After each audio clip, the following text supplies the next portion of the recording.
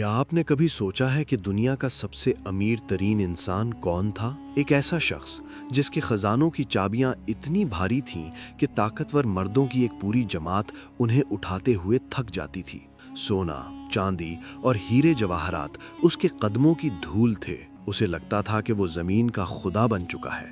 لیکن پھر ایک دن بغیر کسی زلزلے کے، بغیر کسی آسمانی بجلی کے اور بغیر کسی طوفان کے زمین پھٹی اور وہ اپنے خزانوں، اپنے محلات اور اپنے تمام تر غرور کے ساتھ زندہ زمین میں دھس گیا۔ ایک چیخ، ایک سسکی اور سب کچھ ختم۔ آخر اس شخص نے ایسا کون سا گناہ کیا تھا؟ اللہ کا عذاب جب خاموشی سے آتا ہے تو کتنا خوفناک ہوتا ہے۔ یہ کوئی فرضی داستان نہیں ہے، یہ قرآن مجید میں بیان کردہ ایک حیران کن اور سچی حقیقت ہے۔ یہ کہانی ہے قارون کی۔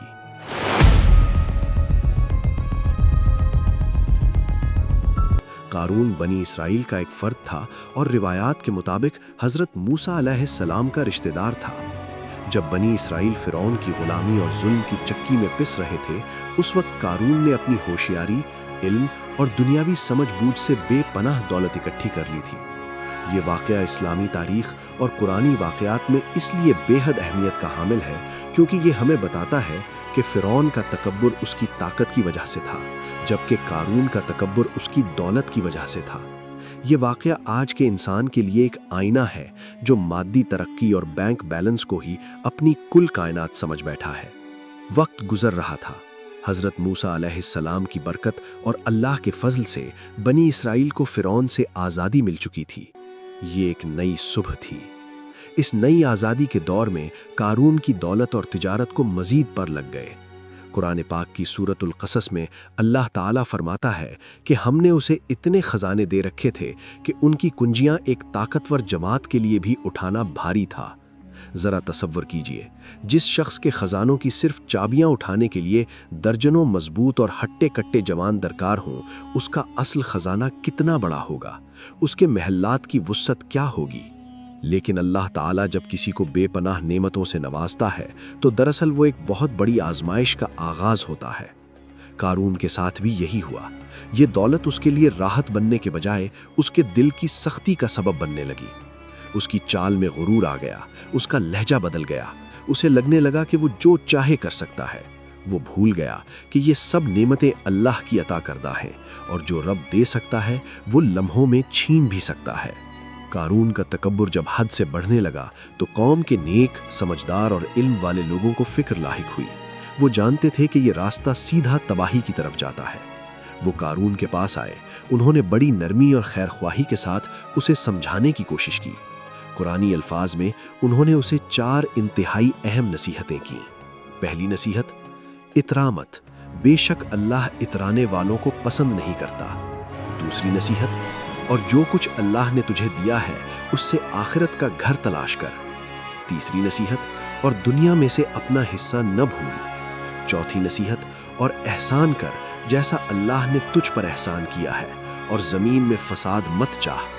یہ کتنی خوبصورت اور متوازن نصیحتیں تھیں، لیکن تکبر انسان کی آنکھوں پر ایسی پٹی باندھتا ہے کہ اسے حق نظر نہیں آتا۔ قارون نے ایک ایسا جواب دیا جس نے اس کی بربادی پر مہر ثبت کر دی۔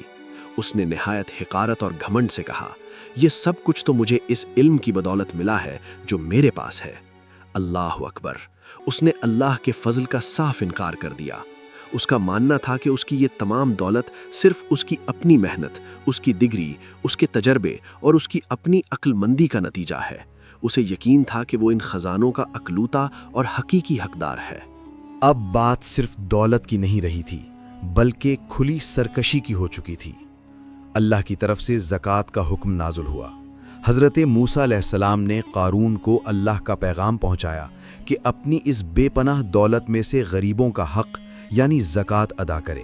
قارون نے جب اپنی کل دولت کا حساب لگایا تو زکوٰۃ کی رقم بھی بہت بڑی بن رہی تھی۔ مال کی محبت نے اسے اندھا کر رکھا تھا۔ اس نے زکوٰۃ دینے سے صاف انکار کر دیا۔ کشیدگی میں اچانک خطرناک اضافہ ہو گیا۔ بات صرف انکار تک محدود نہ رہی، بلکہ اس نے حضرت موسیٰ علیہ السلام کے خلاف محاذ کھول لیا۔ اس نے اپنی قوم میں پروپیگنڈا شروع کر دیا کہ موسیٰ علیہ السلام کا اصل مقصد تمہارے مال اور خزانوں پر قبضہ کرنا ہے۔ وہ اپنے پیسے کے زور پر لوگوں کو خریدنے لگا۔ قارون کو لگا کہ وہ اپنی دولت سے اللہ کے نبی کو بھی شکست دے دے گا۔ اس نے فیصلہ کیا کہ وہ اپنی طاقت، اپنے دبدبے اور اپنی شان و شوکت کا ایک ایسا شاندار مظاہرہ کرے گا کہ پوری قوم اس کے سامنے سجدہ ریز ہو جائے۔ یہ دن تاریخ کا ایک عجیب دن تھا۔ قارون اپنی پوری زینت اور تم تراق کے ساتھ باہر نکلا۔ سوچئے، ہیرے جواہرات سے جڑا ہوا لباس، سونے کے زیورات، انتہائی قیمتی سواریاں، اس کے آگے پیچھے خادموں اور غلاموں کی طویل قطاریں۔ یہ ایک ایسا جادوئی اور خیرہ کن منظر تھا جس نے دیکھنے والوں کے دلوں پر ہیبت طاری کر دی۔ عوام کی آنکھیں پھٹی کی پھٹی رہ گئیں۔ قوم کے وہ لوگ جن کے دلوں میں صرف دنیا کی محبت تھی، وہ اس کی یہ شان دیکھ کر للچا گئے۔ ان کے دلوں میں حسرت جاگ اٹھی۔ انہوں نے آہیں بھرتے ہوئے کہا، اے کاش ہمارے لیے بھی ایسا ہی کچھ ہوتا جیسا قارون کو دیا گیا ہے۔ بے شک یہ تو بڑا ہی خوش نصیب ہے۔ لیکن اسی ہجوم میں اہل علم اور با ایمان لوگ بھی موجود تھے۔ انہوں نے جب لوگوں کی اس حالت کو دیکھا تو انہیں جھنجھوڑتے ہوئے کہا، تم پر افسوس، اللہ کا ثواب اس شخص کے لیے بہتر ہے جو ایمان لائے اور نیک عمل کرے۔ وقت تیزی سے اپنے انجام کی طرف بڑھ رہا تھا۔ قارون کا غرور آسمان کی بلندیوں کو چھو رہا تھا۔ اس کے قدموں کی دھمک زمین پر پڑ رہی تھی۔ وہ سینہ تان کر، گردن اکڑا کر چل رہا تھا۔ ایسا لگ رہا تھا جیسے آج دنیا کی کوئی طاقت اسے زیر نہیں کر سکتی۔ وہ خود کو خدا سمجھ بیٹھا تھا۔ اور پھر اسی لمحے جب قارون کا گھمنڈ اپنی آخری حد کو چھو رہا تھا، اللہ رب العزت کا بے آواز کوڑا حرکت میں آیا۔ نہ کوئی فرشتہ آسمان سے اترا، نہ کوئی طوفان آیا، نہ کوئی لشکر حملہ آور ہوا۔ اللہ نے صرف زمین کو ایک حکم دیا، وہی زمین جس پر قارون اکڑ کر چل رہا تھا۔ اچانک زمین پھٹی، اس کا سینہ چاک ہو گیا۔ کوئی سنبھلنے کا موقع نہیں ملا، کوئی بھاگنے کا راستہ نہیں بچا۔ قارون، اس کا وہ زرق برق لباس، اس کی سواریاں، اس کے خادم اور اس کا وہ تمام کا تمام خزانہ جس پر اسے اتنا ناز تھا، سب کچھ زمین کے اندر دھسنا شروع ہو گیا۔ قرآن فرماتا ہے، فَخَسَفْنَا بِهِ وَبِدَارِهِ الْأَرْضِ، پس ہم نے اسے اور اس کے گھر کو زمین میں دھسا دیا۔ وہ زندہ تھا۔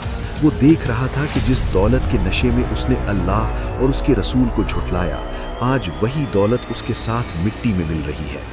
زمین اسے زندہ نگل رہی تھی۔ اس کی چیخیں زمین کی گہرائیوں میں غرق ہو گئیں۔ کون اس کی مدد کو آتا؟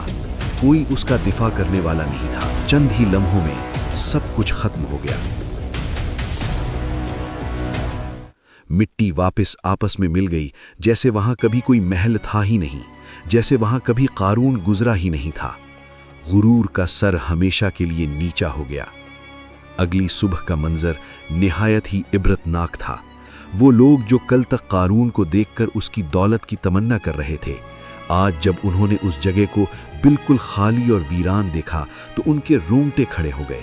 خوف سے ان کے دل کانپ اٹھے۔ انہوں نے آسمان کی طرف دیکھا اور کہا، ہائے افسوس! اللہ اپنے بندوں میں سے جس کا چاہتا ہے رزق کشادہ کرتا ہے اور جس کا چاہتا ہے تنگ کر دیتا ہے۔ اگر اللہ نے ہم پر احسان نہ کیا ہوتا تو وہ ہمیں بھی دھسا دیتا۔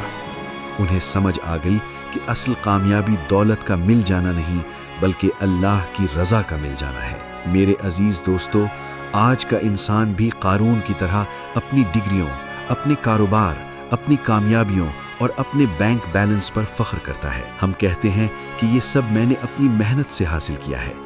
یاد رکھیے، جو زمین آج ہمیں سہارا دیے ہوئے ہے، وہ اللہ کے ایک حکم پر ہمارے قدموں کے نیچے سے کھسک سکتی ہے۔ یہ مال، یہ دولت، یہ عہدہ، سب کچھ اللہ کی دین ہے۔ اس پر تکبر کرنے کے بجائے شکر ادا کریں۔